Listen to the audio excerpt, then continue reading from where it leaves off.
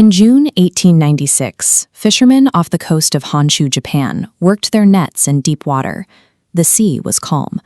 At one point, a low, gentle swell passed beneath their hulls, a movement that felt no different than the normal rhythm of the open ocean. Hours later, they returned to shore to find their harbor town of Sanriku completely gone. 28,000 people had perished, and the coastline was obliterated. These men had been floating directly on top of the exact wave that destroyed their families, yet they had felt absolutely nothing. A deep ocean tsunami is a massive transfer of kinetic energy. It carries billions of tons of water and travels at the speed of a commercial jetliner.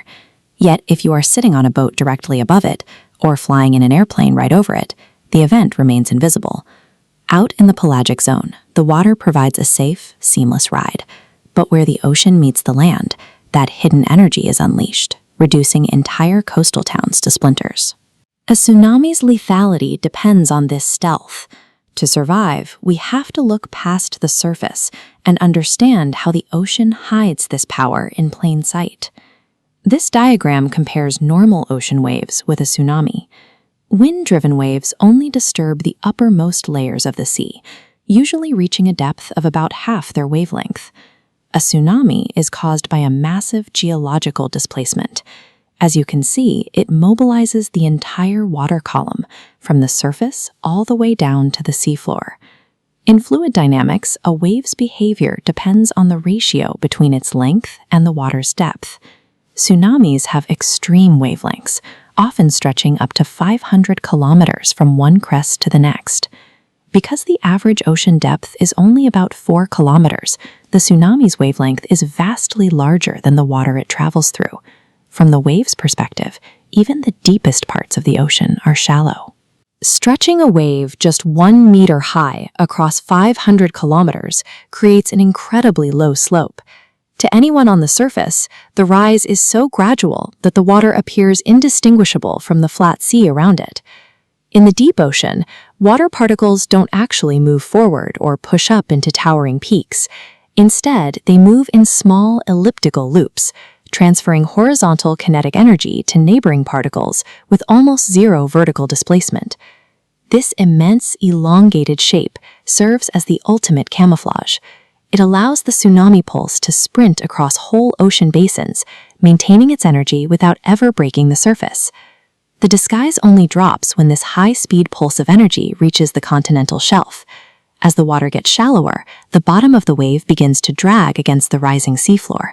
Friction forces the leading edge of the wave to slow down, but the trailing edge, still in deeper water, continues at jet speed.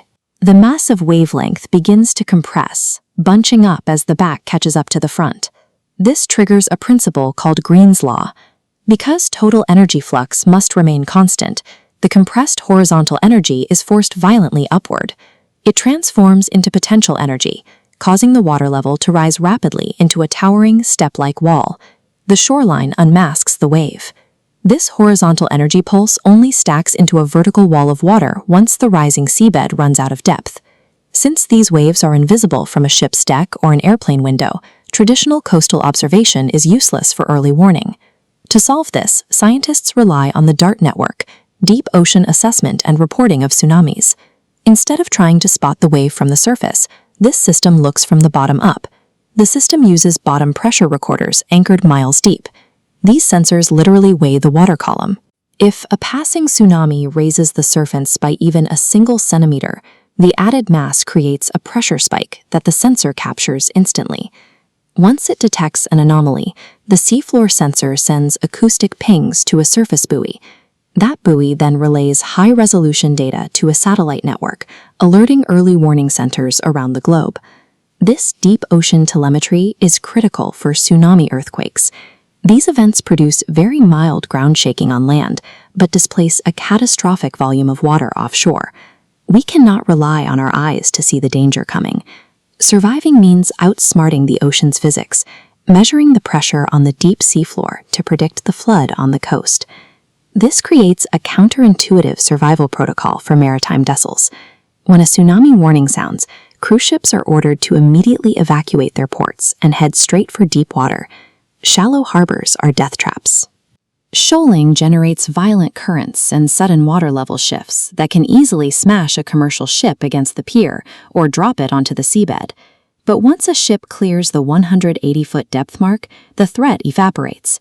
Out here, the wave energy remains horizontal. Even the largest vessels can ride smoothly over the pulse without the passengers feeling a thing. The deep water environment gives the tsunami its terrifying silent speed. Yet out over the abyss, sitting directly above billions of tons of rushing energy, is the only place on Earth you are completely safe from its wrath.